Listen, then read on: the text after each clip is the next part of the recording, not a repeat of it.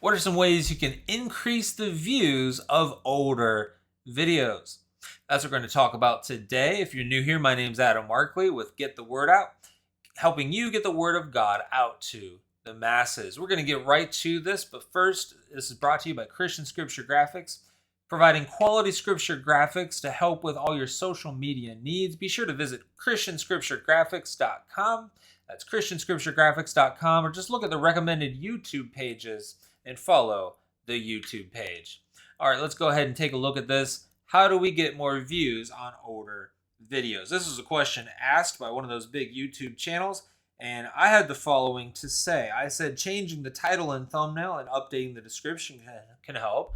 And absolutely, that can help. If you've got a title that you can change, you could maybe think of a title that might be more appealing, a thumbnail that might be more appealing. I've done a video on titles and thumbnails. I've done a few videos on thumbnails, and you can definitely watch those for some better ideas of what you could do with the title and thumbnail. You want to think of the fact that the person sees the thumbnail first, then the title. Generally, they're going to, as they're scrolling, thumbnail and then title. And so you want to think of things in that way. And so you could go back and you could change the thumbnail and the title of older videos. And as it's continually recommended to people, more people will click. And when a thumbnail or title is updated, YouTube does re-index it. Now, it doesn't mean it's going to be pushing it out as a fresh video, but it may get recommended again if it kind of has died off. It could help out. Now, another thing you could do, reposting the video makes it new content that's more likely to get recommended than an 8-month-old video, at least in the next week or so.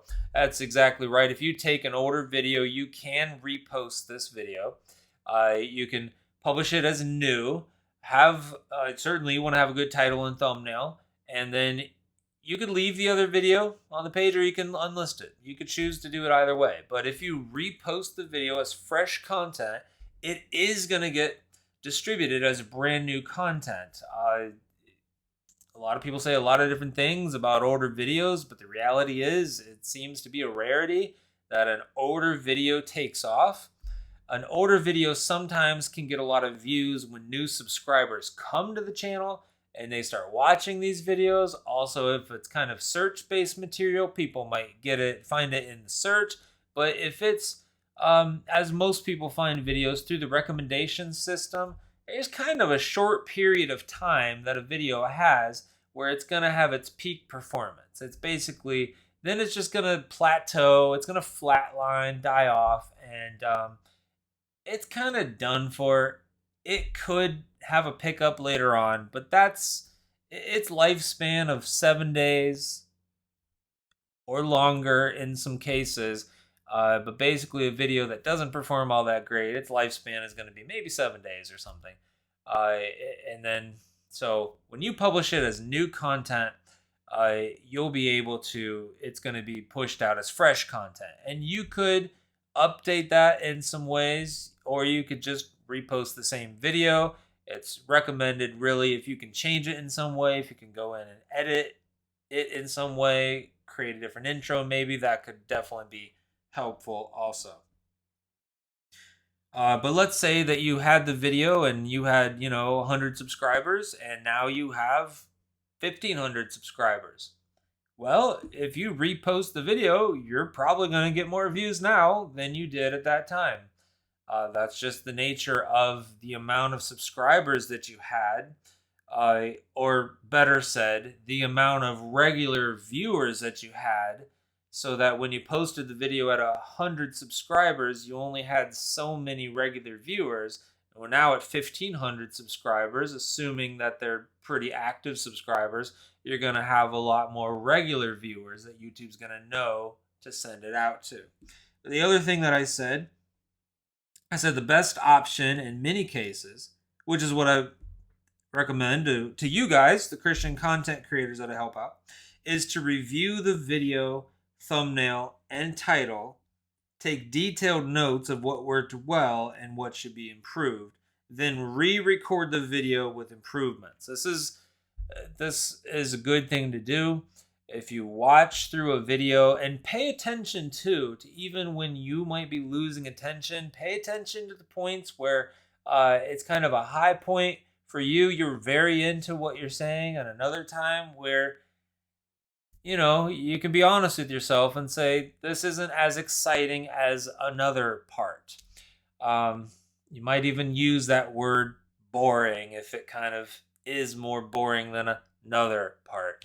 And it's good to have that honesty, because then you can improve upon that and know what parts are a little less interesting, even what parts are less interesting for certain people, or even if you've dragged a point on for a little longer than maybe you needed to, like I might have done now. It's important to have an awareness of when that's going on, and even when you're doing that in the moment. So another thing that I said is the best option. Take detailed notes of what worked well and what should be improved. Because if you take detailed notes, you'll have a good goal and some guidelines to follow when you go to re-record it. Then re-record the video with improvements. So then you can focus on what you want to improve. I would recommend taking those notes and then writing out a list of the things that you want to focus on improving for this next time you record the video.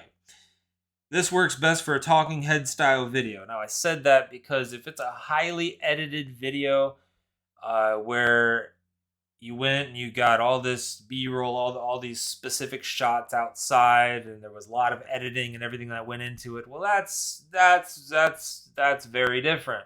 But if it's sitting down, talking head video, something that's a presentation, a Bible teaching, or other type of presentation where you sat down and talk to the camera, maybe in one take, maybe in several takes, but that's mainly what it is, that can be redone. You've got an outline or something in your head or some plan, and you can sit down and you can do it again. So that's what we're talking about there. That can be redone. This works best for a talking head style of video.